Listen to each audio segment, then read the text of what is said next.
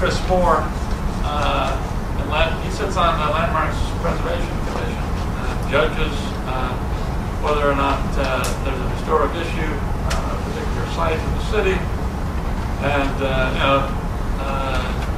the colonial plan of New Amsterdam is a historic site. It was one of the first, I think, approved projects in the city of New York when the Landmarks Preservation Commission was first started. There's a report that comes out for every study that's done. That's a rich resource, not so much for the Costello plan, but just in terms of the methodologies that they're using in terms of documentation that applies to what we're doing. We're going to have to go to historical resources to come up with the same type of information that ultimately could be picked off in pieces. Look on a house, who lived there, what's their genealogy, what kind of food did they eat, how do we know that? Is it based on income? Is it based on who they live next door to? Is it did they live on Stone Street? It was full of breweries. Did they drink beer? Did they like to smoke tobacco? What did we find in the archaeological digs down in Lower Manhattan? Pipes, all kinds of pipes, Dantian hose. Privy was filled with artifacts. Those artifacts have been used by the museum, South Street Seaport Museum. There's artifacts, I'm sure, that, as I understand it, the whole box of artifacts now is set up in Albany, which is good for us because a lot of the people that are working on this project live in Albany. So we're in pretty good shape here, I think, in terms of getting access to this information. But again, the bottom line is I'm working on a resource guide, expecting input from you all here in the room to define how do we measure the issues, the themes that we're planning to go after. It's standard research method. And talking, I must disclose I had a drink with the op last night, and he said something to me which I thought was very important, and I'll say it again. This project must be subject to stand the test of credibility, accuracy, and the audience that we're trying to attract. We're going to have to be grounded in solid research. And I'm talking a little bit with I didn't come up with the idea just myself, but we need to have a standards group, and it's going to be Charlie Gehring and Yap and myself probably sitting on this committee initially. And whoever themes that we're talking about, pull in our theme people. And that way, we'll be able to, if there's any argument or discussion, again, about how this, what's the real story here, we're going to go to Len and say, Len, that painting you just did, we don't like it.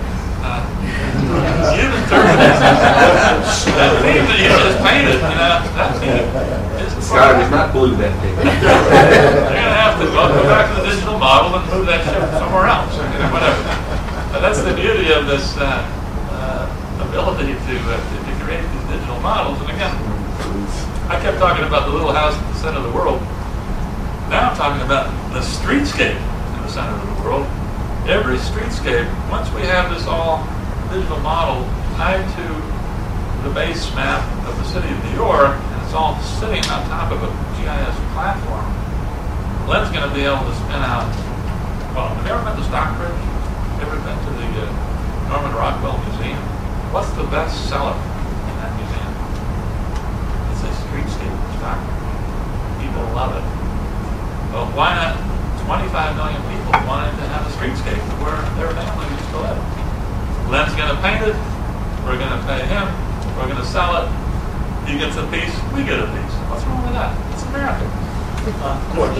I think that one of the things that we're going to be addressing a lot, and the purpose of today's workshop was really just to brainstorm. So the most important part of today's workshop hasn't happened yet. That's going to happen now.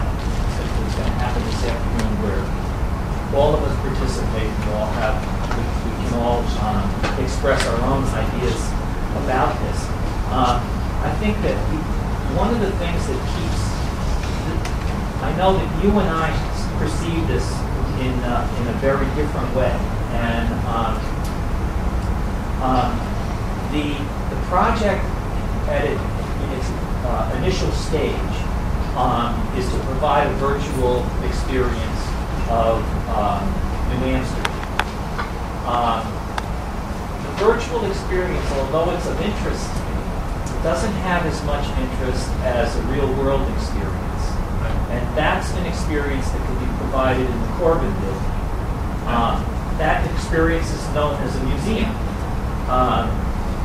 which could have a virtual component to it. The other thing that I think that we will get into this afternoon, because it's the very first component of the workshop sessions, is that I think it's that we need to focus not just on New Amsterdam, but on New Netherlands. Because if we don't provide the context, Manhattan doesn't mean much, and 1660 doesn't mean much unless you understand all the years that preceded. So I think it's important to keep some of those things in mind, and it's I don't mean to, I'm not disagreeing with the idea of the virtual experience, but it's important. I want to open this up so that we talk about a range of possibilities. That's right. So we don't limit ourselves to just what is this model going to contribute. Well, that's a very key point. That's kind of where we were when we were back in the marketing question. How do you build a museum, and what should it look like? Is it be a phone booth? Is it 10,000 square feet? Is it 2,000 square feet?